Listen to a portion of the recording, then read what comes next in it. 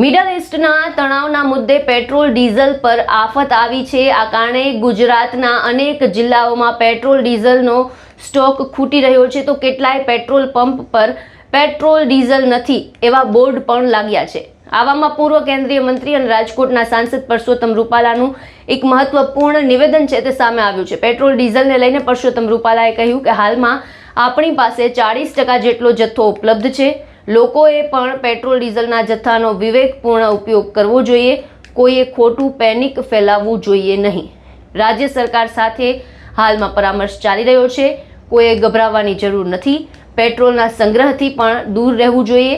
આધાર સેવા કેન્દ્રના લોકાર્પણ દરમિયાન પરસોત્તમ રૂપાલાએ શું કહ્યું છે સાંભળો। ડીઝલ ફૂટી ગયું છે, ખેડૂતોને મુશ્કેલી પડી રહી છે।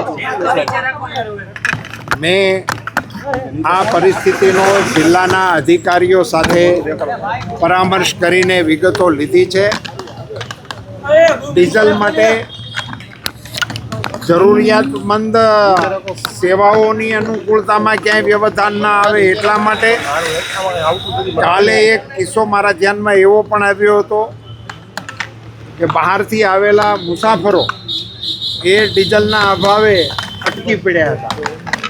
સ્થાનિક તંત્રએ એમની મદદ કરી અને એમને જવાની સુવિધા કરી આપી હતી।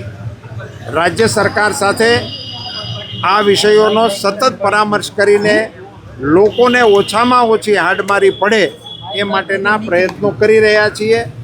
નાગરિકોને મારી બે હાથ જોડીને વિનંતી છે કે આ વર્તમાન પરિસ્થિતિને કારણે અકળામણથી આપણે એમાં લાઈનો લગાડવામાં ન જોડાઈએ, આવતીકાલે શું થશે એવા ભયને કારણે, પરંતુ વિવેકપૂર્ણ રીતે ઉપયોગ કરીએ અને જરૂરત ન હોય તો આ વપરાશનો સંયમપૂર્વક આપણે કંટ્રોલ કરીએ એવી પણ એક નમ્ર અપીલ કરું છું। જથ્થો ઉપલબ્ધ છે? અત્યારે મારી માહિતી પ્રમાણે 40% જથ્થો આપણી પાસે અવેલેબલ છે। આપણે જણાવી દઈએ કે રાજ્યમાં ઠેર ઠેર પેટ્રોલ ડીઝલની અછતને લઈને અલગ અલગ દ્રશ્યો છે તે સામે આવી રહ્યા છે। બનાસકાંઠા સહિત કેટલી જગ્યાએ સ્થાનિકોમાં ભારે અસંતોષ પણ જોવા મળી રહ્યો છે।